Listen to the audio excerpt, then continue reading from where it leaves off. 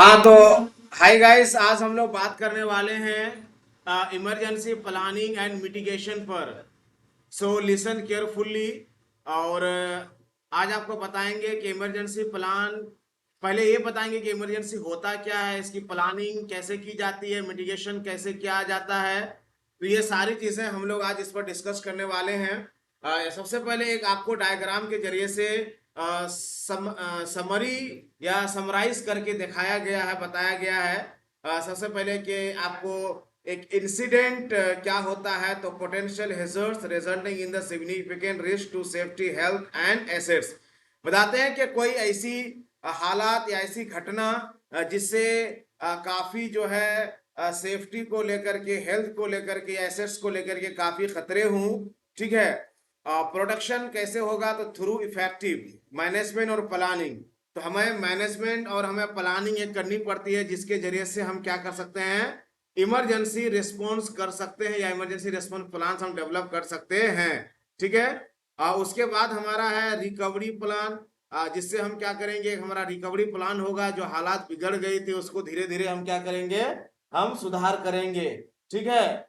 तो उसके लिए हम क्या करेंगे, रिकवरी प्लान हम क्रिएट करेंगे, तैयार करेंगे। और रिकवरी करने के बाद बिजनेस है ना, कंटिन्यूटी, फिर हमारा बिजनेस क्या हो जाता है, कंटिन्यू हो जाता है। यानी कुल मिला के डायग्राम कहना ये चाहता है कि दुर्घटना होती है, और दुर्घटना होने के बाद हमें प्रोडक्शन लेना पड़ता है मैनेजमेंट और प्लानिंग के थ्रू। और जो भी इमरजेंसी होती है उसका रिस्पॉन्स करना पड़ता है प्रॉपर। और रिस्पॉन्स के बाद हम रिकवरी प्लान करते हैं, रिकवरी प्लान के बाद हम उसको रिकवर करके बिजनेस को फिर से हम कंटिन्यू कर देते हैं। तो ये एक आपको डायग्राम के through emergency planning and mitigation का एक समझ आए कि समराइज दिया गया। तो चलिए फिर लोग शुरू करते हैं सीधे। आज हम अगर बात करें कि हर साल अनेकों हमारे देश और विदेश में इमरजेंसी होते रहते हैं, दुर्घटनाएं होती हैं, डिजास्टर होते रहते हैं, जिससे भयानक तौर पे बिजनेस, इंडस्ट्री और जिंदगियां, लाइफ्स और रुपीस यानी पैसे का काफी क्या होता है, क्षति होता है, काफी क्या होता है, नुकसान होता है। ठीक है। तो अगर आज आंकड़ा देखा जाए या आंकड़ा निकाला जाए, तो बहुत ज्यादा आज हमारा क्या होता है, नुकसान होता है। और रुपये को लेकर के, बिजनेस को लेकर के, इंडस्ट्रीज को लेकर के, और जाने भी बहुत ज्यादा क्या होती हैं, इसमें चली जाती हैं। और जान के साथ साथ हमारे माली क्षति भी बहुत ज्यादा होती है, ये सब डिजास्टर की वजह से। लेकिन कैसे इसको मतलब कंट्रोल किया जाए, बिजनेस और इंडस्ट्री को कैसे बचाया जाए, इंजुरीज और डैमेजेस को किस तरह से रोका जाए, और किस तरह से ऐसे डिजास्टर कभी कभी होते हैं कि 2-2 साल, 3-3 साल तक वो प्लांट, वो प्रोजेक्ट, वो बिजनेस रिज्यूम नहीं हो पाता है, फिर से कंटिन्यू नहीं हो पाता है। इस तरह से कभी कभी तो हमेशा के लिए तबाह बर्बाद हो जाता है। तो किस तरह से हम नॉर्मल ऑपरेटिंग में उसको लेके आएंगे, तो ये सारी चीजें हम लोग आज डिस्कस करेंगे। तो ये सब के लिए सिंपल है कि हमारी प्रॉपर इमरजेंसी प्लानिंग होनी चाहिए। जब प्रॉपर इमरजेंसी प्लानिंग होगी, तभी जब जाकर के हमारा कोई भी अगर साइट में, कोई भी हमारे प्लांट में, प्रोजेक्ट में, बिजनेस में या कंपनी में अगर इमरजेंसी होती है, तो क्विकली हम उसको क्या कर सकते हैं, नॉर्मल बना सकते हैं। और क्विकली हम एक्शन लेकर, इफेक्टिव एक्शन लेकर ज्यादा से ज्यादा हम बचाव कर सकते हैं, ज्यादा से ज्यादा हम सेविंग कर सकते हैं, और बहुत कम नुकसान होगा। और जितना कम नुकसान होगा उतना जल्दी हमारा बिजनेस फिर से रिज्यूम हो जाएगा। तो चलिए सबसे पहले हम लोग इमरजेंसी डेफिनेशन की बात करते हैं कि इमरजेंसी डेफिनेशन क्या होता है, इमरजेंसी किसको कहा जाता है। तो इमरजेंसी एक ऐसी हालात या ऐसी परिस्थिति जिसकी हम कोई प्लानिंग नहीं करते हैं, और उस हालात की वजह से, यानी उस इमरजेंसी की वजह से बहुत ज्यादा डेथ होने का, बहुत ज्यादा इंप्लॉय के इंजुरी होने का, कस्टमर या पब्लिक के इंजुरी और डेथ होने का चांसेस हो, या फिर बिजनेस शट डाउन हो जाए, या जो काम चल रहा है वो डिस्टर्ब हो जाए, या फिजिकल इन्वायरमेंटल काफी नुकसान हो। ठीक है। या जो भी फाइनेंशियल हमारा चल रहा है, उस फाइनेंस को काफी बहुत बड़ा नुकसान हो। ठीक है। या पब्लिक जो इमेजेस हैं वो काफी उसको भी काफी नुकसान हो। ठीक है। और अनेकों घटनाएं दुर्घटनाएं होती भी रहती हैं। कुल मिला करके इसको सरल शब्दों में यह कह सकते हैं, ऐसी घटना दुर्घटना जिसमें अनेक माल और जान के क्षति होने की संभावना हो, ऐसे घटना दुर्घटना को हम क्या कहते हैं? इमरजेंसी कहते हैं। ठीक है, ऐसी घटना दुर्घटना जिसमें अनेक जान और माल के क्षति नुकसान होने की संभावना हो, दैट इज कॉल्ड इमरजेंसी। ठीक है, या डिजास्टर। चलिए एग्जाम्पल हम लोग देखते हैं किस तरह की घटना दुर्घटना को हम लोग इमरजेंसी कह सकते हैं। तो फायर, कहीं आग लग जाए तो ये इमरजेंसी है। आपको पता है कि आग लगती है तो भयानक नुकसान होता है। हैजार्डस मटेरियल इंसिडेंट, कोई मान के चले मटेरियल है खतरनाक, कोई टैंक है वो ब्लास्ट कर गया, कोई गैस है वो टैंक ब्लास्ट कर गया, इससे भी काफी एनवायरमेंट से लेके बिजनेस प्रॉपर्टी और जो लोग आसपास रहते हैं सबके है ना मर जाने, इंजर्ड होने, घायल होने की संभावना बनी रहती है। तो ये भी काफी खतरनाक है। फ्लड और है ना फ्लश फ्लड, ठीक है, एक होता है फ्लड, एक होता है फ्लश फ्लड। अचानक कभी कभी देखते हैं हम लोग बाढ़ आ जाता है या अचानक फ्लड वगैरह आ जाता है। ठीक है, तो ये भी हमारा क्या होता है? इमरजेंसी में आता है। आपको हम बता देते हैं चलते चलते एक बात कि इमरजेंसी दो तरह का होता है। एक होता है मैन मेड इमरजेंसी और एक क्या होता है आपका? Natural emergency. तो मैन मेड और नेचुरल दोनों को यहाँ हम कंबाइन कर दिए हैं। तो हमारा जैसे फ्लड और फ्लश फ्लड जो है मैन मेड भी हो सकता है और नेचुरल भी हो सकता है। मैन मेड इस तरह कि कोई डैम को खोल दिया गया, ठीक है, या प्रॉपर कोई डैम नहीं बनाया वो टूट गया, ऐसा। हुरिकेन, हुरिकेन आप देख ही रहे हैं, डिजास्टर होता है। हुरिकेन भी हमारा नेचुरल में जाएगा। ठीक है, हुरिकेन आते हैं ना, हाँ, चक्रवाती तूफान जिसको हम लोग बोलते हैं हुरिकेन, है ना, टोर्नाडो, विंटर स्टॉर्म, ठंडी में काफी जो है बर्फबारी होती है, उसमें भी बहुत सारे लोगों के जान जाने की संभावना। अर्थक्वेक, भूकंप वगैरह जो होता है। रेडियोलॉजिकल एक्सीडेंट, यानी रेडिएशन वगैरह, कहीं कहीं रेडिएशन वगैरह को रखा गया और वो रेडिएशन का टैंक ब्लास्ट कर गया, उससे बहुत भयानक क्या होता है? नुकसान होता है। ठीक है, सिविल डिस्टरबेंस, या पब्लिक को काफी डिस्टरबेंस हो गया, अचानक कोई बात हो गई जिससे काफी डिस्टरबेंस हुआ, जैसे कोई गैस पाइप लीकेज कर गया या इस तरह का कोई भी गैसेस रिलीज हो गया जिससे काफी डिस्टरबेंस हो गया पब्लिक को, ऐसा। एक्सप्लोजन, ब्लास्ट वगैरह हो गया, तो ये सब हमारे क्या होते हैं? इमरजेंसी के अंतर्गत आते हैं। ठीक है, कुछ इमेजेस के थ्रू हम दिखाने की भी कोशिश किए हैं, जैसे अर्थक्वेक, भूकंप वगैरह जो आता है ना, वोल्केनोस जो होता है, देखिए ज्वालामुखी जो निकलता है। ठीक है, इस तरह से टोर्नाडो जो होता है, ठीक है, अलग अलग हुरिकेन्स होते हैं, सुनामी होते हैं, फायर, विल्ड विल्ड फायर्स वगैरह जो होते हैं, जंगल में आग वगैरह लग जाते हैं, है ना, सिंकिंग हो जाता है, जो जमीन का भूस्खलन वगैरह होता है वो सब है।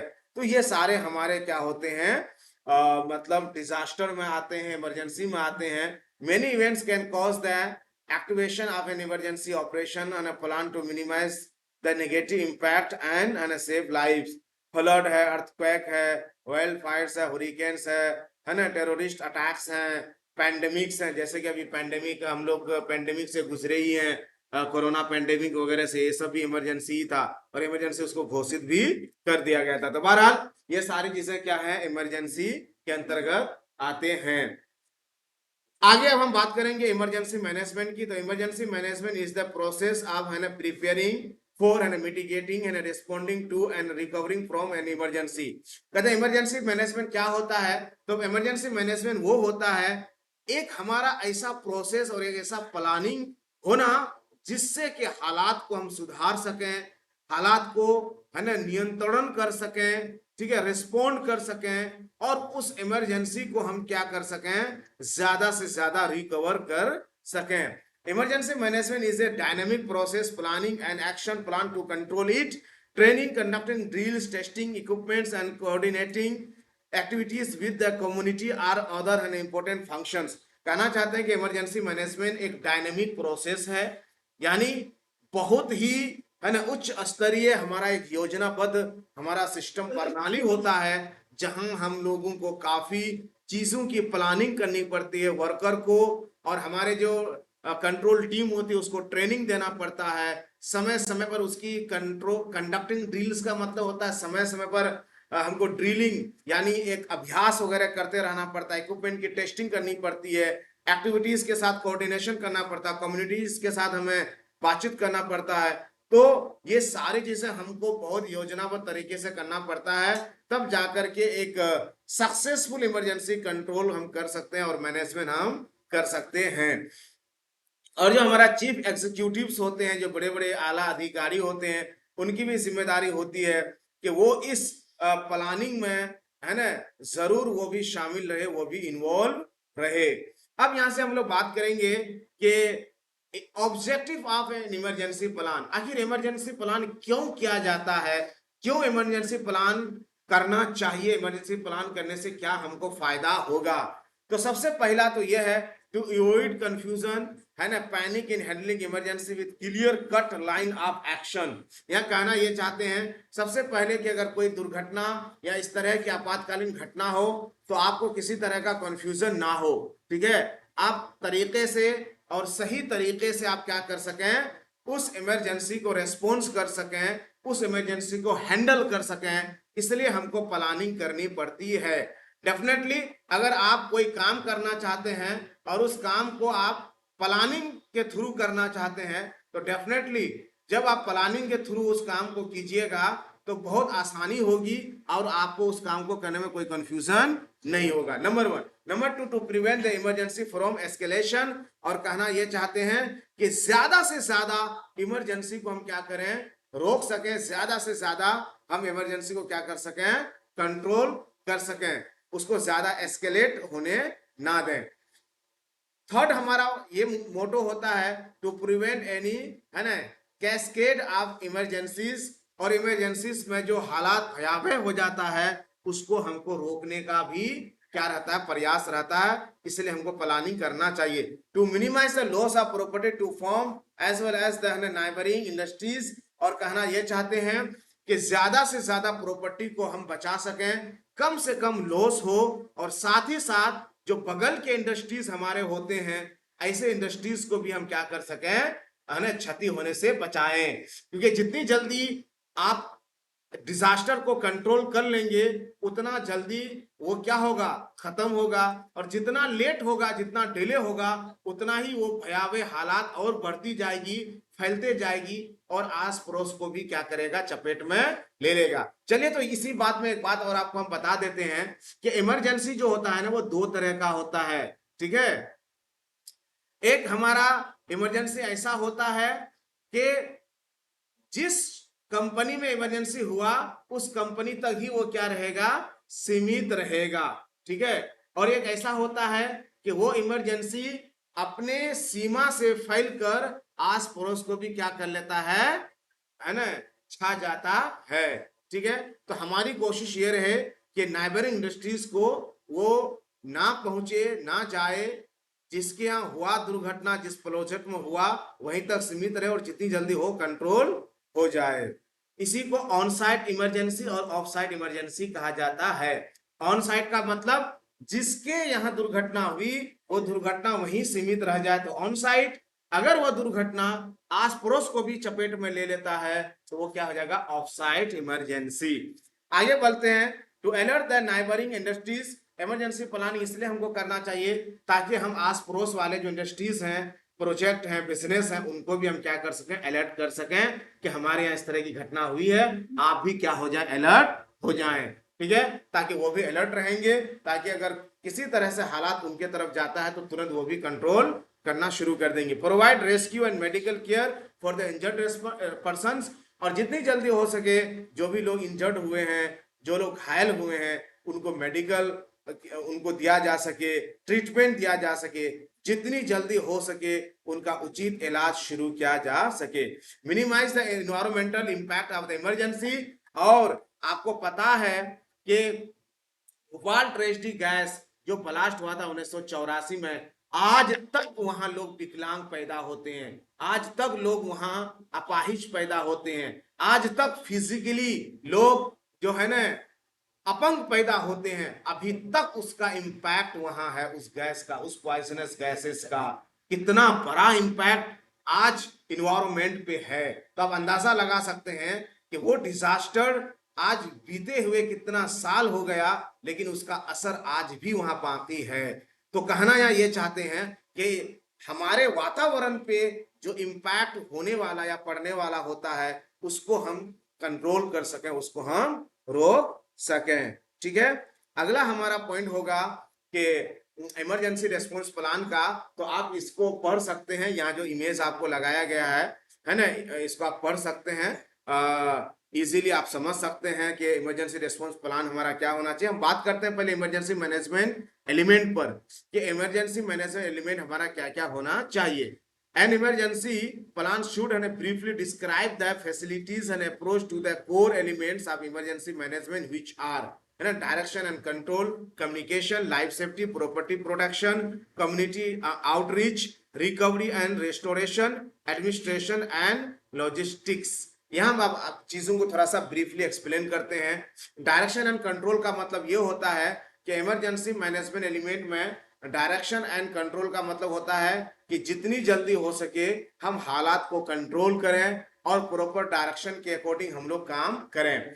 कम्युनिकेशन का मतलब ये होता है कि जितने लोग रेस्पॉन्सिबल हैं इस इमरजेंसी को कंट्रोल करने का, उनको तुरंत कम्युनिकेट किया जाए और वो लोग तुरंत इमरजेंसी को कंट्रोल करने के लिए एक्शन में आ जाए।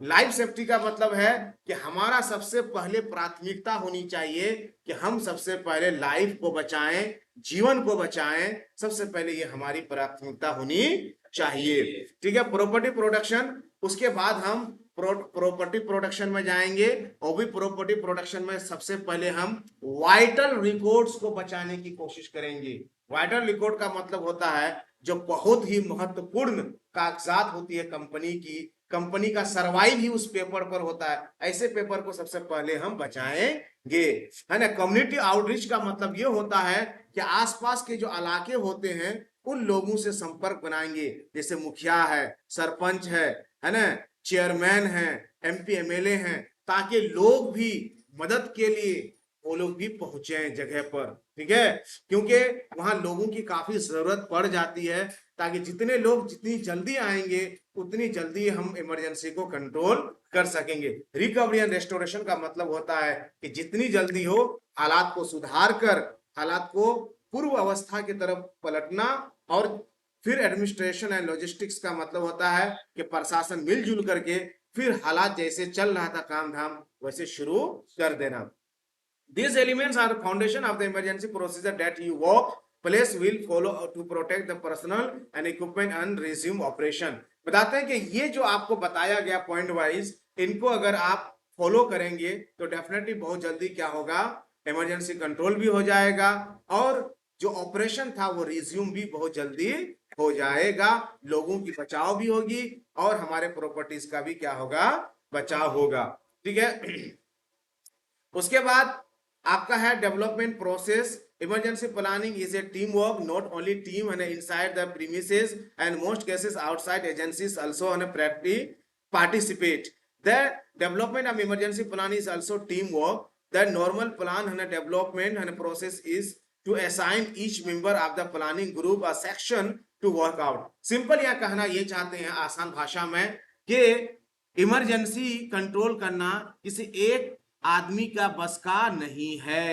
कोई सिंगल आदमी बस चाहे कि हम इमरजेंसी को कंट्रोल कर लें, इट इज नॉट पॉसिबल, बल्कि ये एक टीम वर्क होता है। और जितने टीम वर्क और ज्यादा से ज्यादा जितने लोग मिलेंगे उतना जल्दी ये काम को क्या किया जा सकता है, कंट्रोल किया जा सकता है, इमरजेंसी को कंट्रोल किया जा सकता है। और हर लोग अपनी अपनी जिम्मेदारी को निभाए और अपनी अपनी जिम्मेदारी को निभाते हुए काम को करना चाहिए। ऐसा नहीं कि जो काम आसान है सब लोग उधरे भाग रहे हैं, जिधर मुश्किल है, जिधर ज्यादा टफ है उधर नहीं जा रहे, नहीं। इसलिए काम को असाइन कर दिया जाता है, रोल एंड रिस्पॉन्सिबिलिटीज को डिस्ट्रीब्यूट कर दिया जाता है कि किसको कौन सा काम करना है, उसके अकॉर्डिंग हमको काम को करना चाहिए।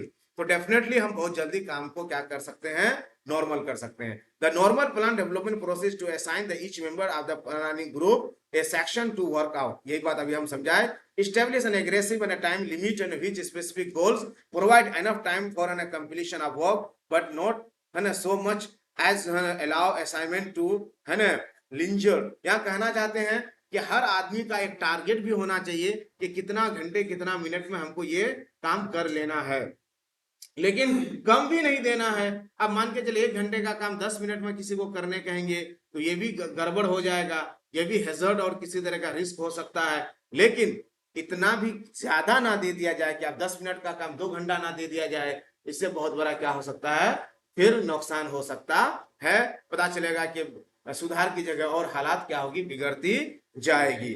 ठीक है, हमारा आगे जो है ये है कि जैसे हमारा ड्राफ्ट होता है, रिव्यू होता है, सेकंड ड्राफ्ट होता है, टेबल एक्सरसाइज होता है, फाइनल ड्राफ्ट है, प्रिंटिंग एंड डिस्ट्रीब्यूशन। तो ये थोड़ा सा मतलब हो गया कि जब सब लोग सब कुछ कर लेंगे तो किस तरह से कामों को आगे बढ़ाना है, तो इसको हम अभी छोड़ देते हैं। थोड़ा सा ये टफ भी है, ठीक है, तो अभी टाइम ज्यादा लग जाएगा इसको अगर ये करते हैं तो। सीधे हम आगे बढ़ते हैं, है ना, coordination with the outside organisation. ठीक है, कहना यहाँ सिंपली ये चाहते हैं कि हमारा जो हमारे आउटसाइड ऑर्गेनाइजेशन होते हैं, कंपनी के जो बगल के नाइबर ऑर्गेनाइजेशन और बिजनेस होते हैं, उनके साथ भी हमारा कोऑपरेशन होना चाहिए। कुल मिला के कहना यहाँ ये चाहते हैं कि अगर किसी कंपनी का आसपास के जो ऑर्गेनाइजेशन होते हैं उसके साथ अगर कोऑर्डिनेशन हो जाए तो डेफिनेटली अगर किसी के यहाँ दुर्घटना होती है तो तुरंत जिसके साथ उनका कोऑर्डिनेशन हुआ है, एग्रीमेंट हुआ है ना, म्यूचुअल एड कहा जाता है इसको। क्या कहा जाता है? Mutual aid. तो म्यूचुअल एड हमको जरूर करा के रखना चाहिए। अगर एक कंपनी 4 कंपनी के साथ म्यूचुअल एड करा के रखती है तो डेफिनेटली अगर उसके यहाँ कोई दुर्घटना होती है तो तुरंत वो अपने म्यूचुअल एड किए हुए डिपार्टमेंट को कॉल करेंगे, इनका डिपार्टमेंट और 4 अलग से वो डिपार्टमेंट आ जाएंगे, तो वो क्या हो जाएगा, एक बड़ी टीम बन जाएगी। और बड़ी टीम जब काम को करेंगे तो डेफिनेटली बहुत आसानी से और बहुत तेजी से और बहुत जल्दी इमरजेंसी को कंट्रोल किया जा सकता है। तो म्यूचुअल एड या कोऑर्डिनेट विद आउटसाइड ऑर्गेनाइजेशन, दोनों चीज सेम हुआ, यानी बगल का हेल्प करना। अरे जैसे हम लोग के यहाँ शादी ब्याह होता है, दुख सुख का मौका होता है, तो बगल वाले कैसे दौड़ के आते हैं, मदद करते हैं। फिर उनके यहाँ कुछ होता है तो हम दौड़ के उनके यहाँ मदद के लिए जाते हैं। लेकिन ये कंपनी के यहाँ लिखित होना चाहिए, बाकायदा एग्रीमेंट बना हुआ होना चाहिए, मुंह से बोल करके नहीं। ठीक है, हाँ। उसके बाद आगे बढ़ाएंगे, who will be in charge of the response activities. तो कहना यहाँ ये चाहते हैं कि जो एक्टिविटीज होते हैं उसका रेस्पॉन्सिबल बंदा कौन होंगे। तो डिटरमाइन है ना what kind of identification and the authorities will require to allow the outside key personnel into your facility during emergency. Determine the needs of the disabled person. For example, a blind employee could be assigned a partner in case and evacuation in necessary. तो कहना यह चाहते हैं कि कोई अगर आदमी अंधा है तो डेफिनेटली उसको भागने के लिए उसके साथ एक और बंदा चाहिए, तब तो वो भाग पाएगा, ऐसे कैसे भागेगा, है ना।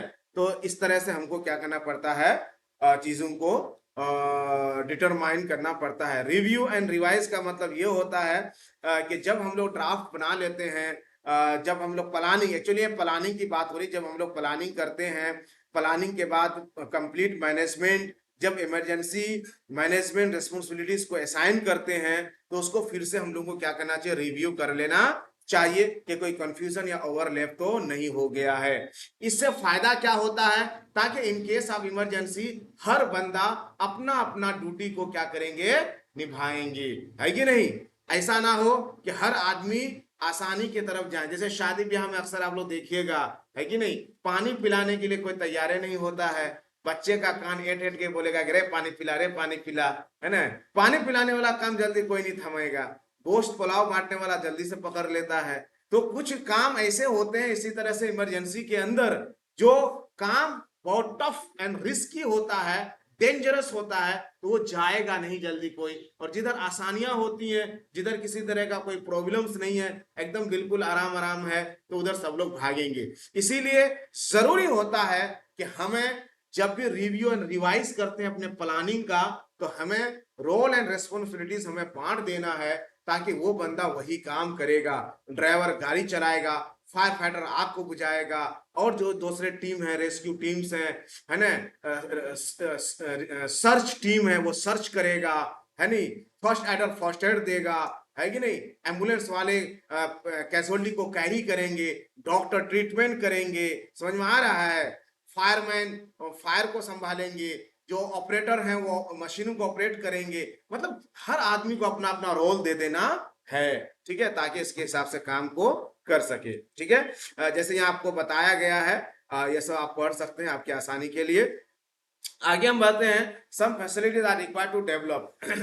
कुछ हमारी फैसिलिटीज होनी चाहिए जिससे हम क्या कर सकते हैं, अपना जो इमरजेंसी प्लानिंग है उसको ज्यादा से ज्यादा हम क्या कर सकते हैं, डेवलप कर सकते हैं। जैसे emergency escape procedures and route. सबसे पहले तो ये होना चाहिए कि आपके प्रोजेक्ट के अंदर, ठीक है, जितने भी वर्कर काम करते हैं उसका एक स्केप प्रोसीजर और रूट होना चाहिए, रास्ता होना चाहिए, जिस रास्ते का प्रयोग करके कोई भी बंदा इन केस ऑफ इमरजेंसी, ठीक है, असेंबली पॉइंट में जा सके। आपको बता दें, असेंबली पॉइंट असेंबली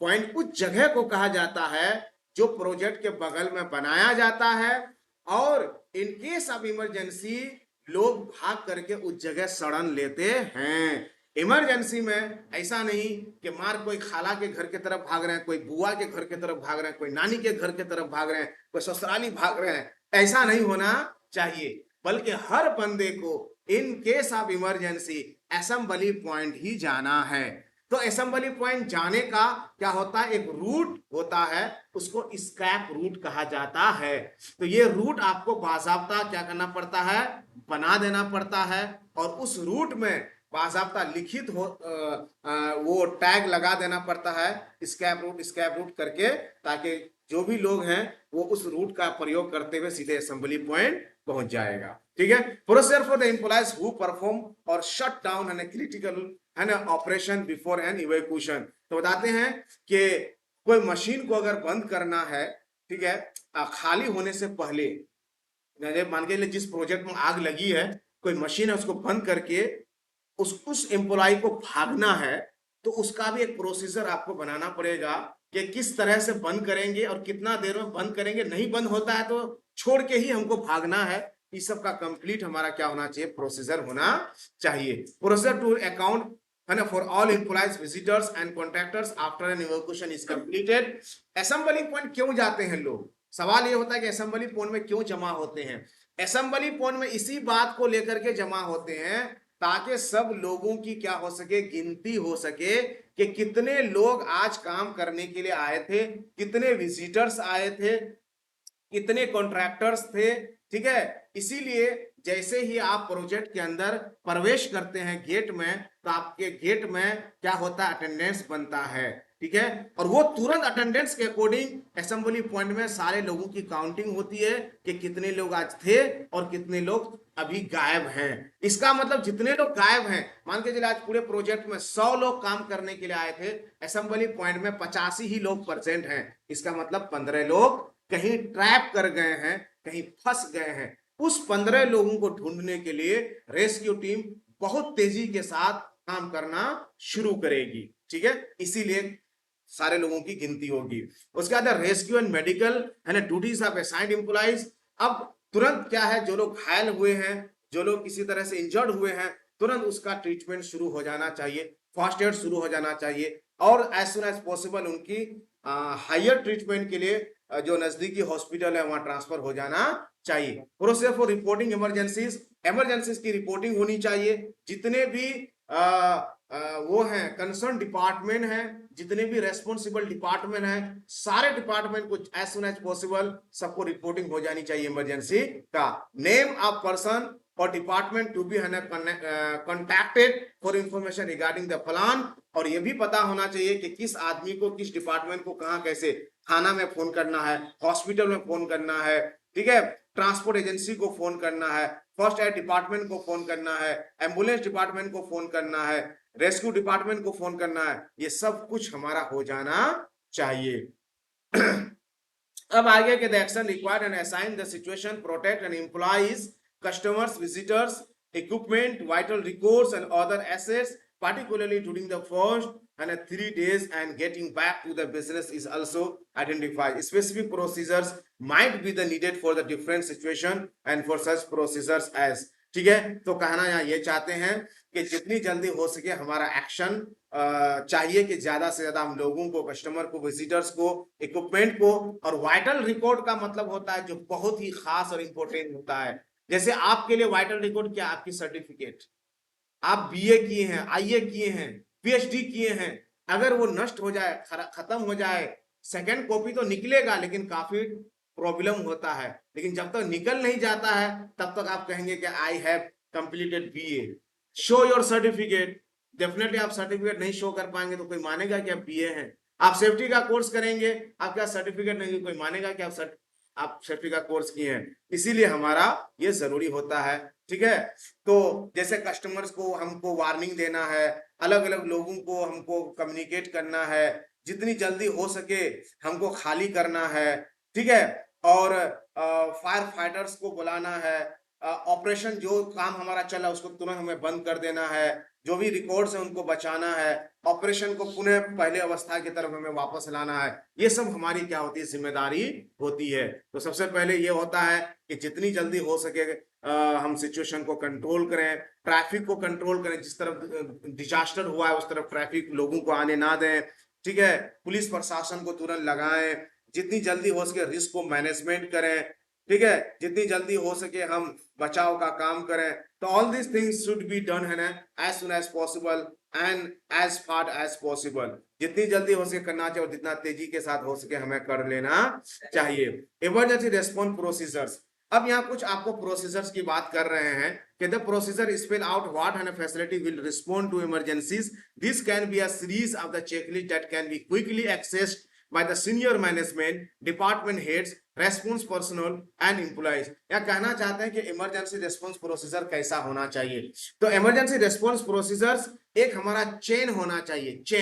चेन समझते हैं, सिक्कर एक दूसरे के साथ जुड़ा हुआ होता है, एक दूसरे के साथ जुड़ते जुड़ते जुड़ते एक लंबी सिक्कड़ और चेन बन जाती है, ठीक है। तो इसी तरह से कहते हैं कि इमरजेंसी रेस्पॉन्स प्रोसीजर जो होता है ना एक चेन होता है, यानी senior management, department head, response personal, employees, सब लोग एक दूसरे से क्या होना चाहिए, कनेक्टेड होना चाहिए, ताकि इन केस ऑफ इमरजेंसी सारे लोग एक दूसरे की हेल्प के लिए क्या है तुरंत आ जाएं, ठीक है। In an emergency all person should know. जितने लोग हैं, senior management, department head, response personal, employees, उनको यह पता होना चाहिए व्हाट इज माई रोल, मेरा काम क्या है। क्योंकि पहले उनको काम असाइन कर दिया जाता है, जब इमरजेंसी प्लानिंग होती है तो उस वक्त असाइन कर दिया जाता है और वो काम वो कर सकता है या नहीं कर सकता है, इसी के लिए इमरजेंसी ड्रिल किया जाता है। इमरजेंसी ड्रिल किया जाता है, समझ रहे हैं, या एक्सरसाइज ड्रिल भी कर सकते हैं या मॉक ड्रिल भी कर सकते हैं। उसका बाकायदा प्रैक्टिस कराया जाता है। अगर वो प्रैक्टिस नहीं कर पाता है तो वो रोल एंड रेस्पॉन्सिबिलिटी उसको नहीं दिया जाता है, समझ रहे हैं। इसीलिए मॉक ड्रिल भी कराते रहना चाहिए। तो पता होना चाहिए कि मेरा रोल क्या है, वर्ड शुड आई गो, और हमें अपने रोल को अदा करने के लिए कहां जाना चाहिए। तो ये बिल्कुल उनको पता होना चाहिए। Specific goal and milestone, list of task to be and perform in case of emergency by whom and where and are defined. किसको क्या करना है, कहां करना है, कैसे करना है, ये सब कुछ हमारा क्या होना चाहिए, हमारा अच्छे से डिफाइन होना चाहिए। How to address the problems areas and resource and shortfalls are identified in the vulnerability analysis. और ये अच्छे से चीजों को पता होना चाहिए कैसे हम रिस्पॉन्स करेंगे। अब है हमारे कुछ डॉक्यूमेंट्स जो इमरजेंसी के वक्त काफी क्या होता है, हेल्पफुल होता है, ठीक है। वो डॉक्यूमेंट्स क्या है, documents could be needed in an emergency plan include emergency call list। सबसे पहले हमारे पास इमरजेंसी कॉल लिस्ट होना चाहिए कि इन केस ऑफ इमरजेंसी किस किस को कॉल करना है, किस किस को कम्युनिकेट करना है। इसके लिए कम्युनिकेशन ऑफिसर वहां बाजता वहां रहता है। जब इमरजेंसी प्लानिंग और कंट्रोल रूम होता है ना, जहां पूरी टीम रहती है। देखिए पहले आपको एक बात हम बता दें, इमरजेंसी प्लानिंग क्या होता है, योजना, लेकिन उसको करेगा कौन, उसके लिए बाजाब्ता इमरजेंसी कंट्रोल टीम होता है।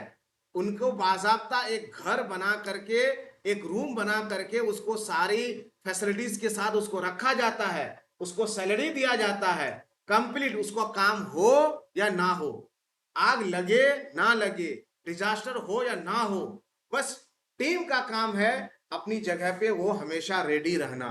ठीक है, बाजाब्ता कंट्रोल रूम बना दिया जाता है। और जो लोग कंट्रोल टीम में, इमरजेंसी टीम में, रेस्क्यू टीम में जो लोग हायर होते हैं, उनको हायर करके वहां बाजाब्ता उनकी जॉब और नौकरी होती है, उनको प्रॉपर वहां रहना पड़ता है। वही बात यहां कह रहे हैं। तो वहां आपका एक कम्युनिकेशन ऑफिसर होता है जो इमरजेंसी होते ही तुरंत वो कम्युनिकेट करेंगे सारे कंसर्न डिपार्टमेंट को।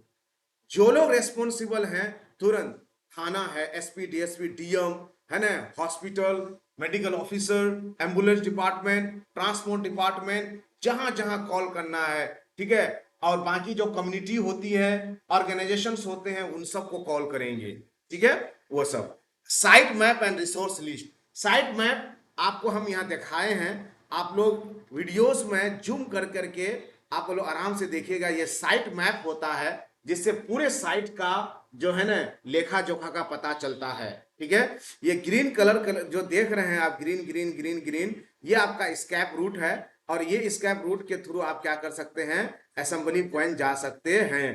कंपनी के अंदर कहाँ क्या है, कहाँ आग बुझाने के यंत्र हैं, कहाँ केमिकल्स हैं, कहाँ एक्सप्लोसिव मटेरियल रखे हुए हैं, कहाँ किस तरह का क्या सामान है, कहाँ वाटर फैसिलिटीज हैं, वो सब कुछ मैप के अंदर लिखा हुआ होता है, ठीक है। आप लोग जैसे कैसे मैप देख करके आज आप लोग कहीं भी पहुंच जाते हैं, कोई भी चीज अगर जानना हो, देखना हो, तो मैप के थ्रू देखते हैं। तो कंपनी का कंप्लीट मैप होता है। तो ये मैप भी इमरजेंसी डिपार्टमेंट के पास होना चाहिए, ताकि वो उस मैप के अकॉर्डिंग क्या कर सके, काम कर सके और वहां एक्शन ले सके, ठीक है। उसके बाद आपकी यहाँ जो है बहुत सारे emergency call list and site map में क्या क्या होना चाहिए, किस किस डिपार्टमेंट और क्या क्या चीजें हमारी उसमें आती हैं, वो आपको यहाँ दिया गया है। और जो लोग रेस्पॉन्सिबल होता है 24 आवर्स उनको ऑन ड्यूटी रहना पड़ता है। लेकिन एक ही टीम तो ऑन ड्यूटी 24 आवर्स रह नहीं पाएगा, उसके लिए 3 शिफ्ट में टीम को बांटा जाता है। 8 तरीके 24 है ना, 24 घंटे का दिन रात होता है, 8 घंटे की ड्यूटी होती है, 8 तरीके 24, 3 शिफ्ट में है ना टीमों को डिवाइड कर दिया जाता है। और डिवाइड करने के बाद वो लोग अपने अपने है ना ड्यूटी को क्या करते हैं, फुलफिल करते हैं, अपने अपने ड्यूटी को क्या करते हैं, पूरी करते हैं। और कुछ चीजें आपको यहाँ जैसे कि दिखाया गया है कि साइट मैप में कम से कम ये सब चीजें जरूर दर्शाया होना चाहिए कि बिल्डिंग किधर है, सीढ़ी किधर है, वाटर वाल्व किधर है, हाइड्रेंट किधर है, गैस लाइन किधर है, गैस का मेन वाल्व किधर है, इलेक्ट्रिक को कट ऑफ कहां से किया जाएगा, सीवर लाइन कहाँ है, स्टॉर्म ड्रेन्स कहाँ है, ठीक है। अलग अलग फायर एक्सटिंग्विशर कहाँ है, फायर सप्रेशन सिस्टम का है, एग्जिट रूट कहाँ है, किधर से भागेंगे, है ना, इमरजेंसी एग्जिट रूट जिसको कहा जाता है, सीढ़ी किधर से है, ठीक है। तो ये सारी चीजें मैप के अंदर दर्शाया हुआ होना चाहिए, ताकि इन केस आप है ना इमरजेंसी वो क्या कर सकें, उसको यूज कर सकें, ठीक है। अब यहाँ कहते हैं कि रिसोर्स लिस्ट। रिसोर्स लिस्ट में आपका जैसे हमारे मेजर रिसोर्स में आता है, जैसे सप्लाईज हैं और हमारा म्यूचुअल एड एग्रीमेंट है, ये सब अभी जस्ट के आपके बात किए, और हमारे गवर्नमेंट एजेंसीज हैं। यानी कहना यहाँ ये चाहते हैं कि कंपनी का कंट्रोल और जो इमरजेंसी रेस्क्यू टीम है वो तो है ही, प्लस हमारे म्यूचुअल एड के भी जस्ट हम बात की कि म्यूचुअल एड क्या होता है, यानी neighbour cooperation with neighbour business, वो होना चाहिए। और जो हमारे गवर्नमेंट एजेंसीज होते हैं जैसे SP, DSP, DM, DO, BDO, है ना, थाना, है ना, मुखिया, एमपी, एमएलए, इनसे इनके साथ भी हमारा क्या होना चाहिए, कोऑर्डिनेशन होना चाहिए। अलग अलग प्लान को डिस्ट्रीब्यूट किया जाता है, उसके अकॉर्डिंग हमको क्या करना पड़ता है, काम को करना पड़ता है। जैसे chief executive and senior manager होते हैं इस डिपार्टमेंट में, यानी जब इमरजेंसी प्लान होता है तो इमरजेंसी प्लानिंग में अलग अलग फिर पद में उसको बांटा जाता है, समझे।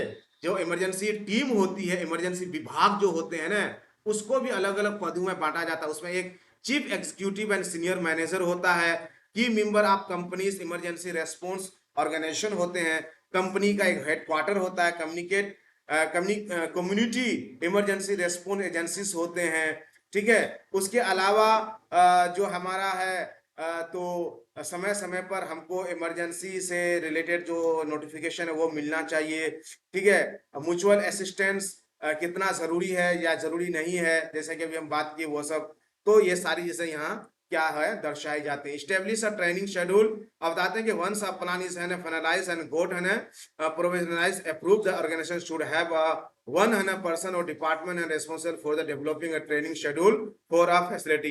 यहाँ कहा यह जाता है कि साल में कम से कम एक बार पूरे टीम को एक मॉक ड्रिल करना पड़ता है, यानी एक तरह से सच में आग अगर लग जाए तो हमें किस तरह से काम करना पड़ेगा, किस तरह से हमको एक्शन लेना पड़ेगा, कौन काम कैसे करना पड़ेगा, तो एक तरह से ये एक्सरसाइज साल में एक बार जरूर होना चाहिए। आप सबको पता है कि हमारे जवान जो बॉर्डर पे जाते हैं, क्या ज्वाइनिंग होती है उनको बॉर्डर पे भेज दिया जाता है? नहीं, उनकी काफी टफ ट्रेनिंग होती है, उनको ट्रेंड किया जाता है कि इन केस आप अगर दुश्मन आपके सामने आता है तो किस तरह से आपको फाइट करना है। सिंपल मॉक ड्रिल उसी को कहा जाता है कि हम समय समय पर रिहर्सल करते रहें, साल में एक बार और 6 महीना पे एक बार कर लें तो ज्यादा बेहतर होता है, लेकिन साल में एक बार जरूर रिहर्सल हो जाना चाहिए। ये बहुत ही important part of the emergency plan होता है, ठीक है। और जो भी बदलाव हैं और जो भी रिव्यू वगैरह हैं वो भी उसी पीरियड में हो जाता है। मैं मानता हूं ये वीडियो काफी लंबा होगा, लेकिन क्योंकि इसमें चीजें बहुत इंपॉर्टेंट है और बहुत ही ये लॉन्ग चैप्टर भी है, लेकिन मैंने बहुत कोशिश करके भी छोटा किया तभी इतना बड़ा हो गया। थैंक्स है ना for watching Max Safety at रवेद।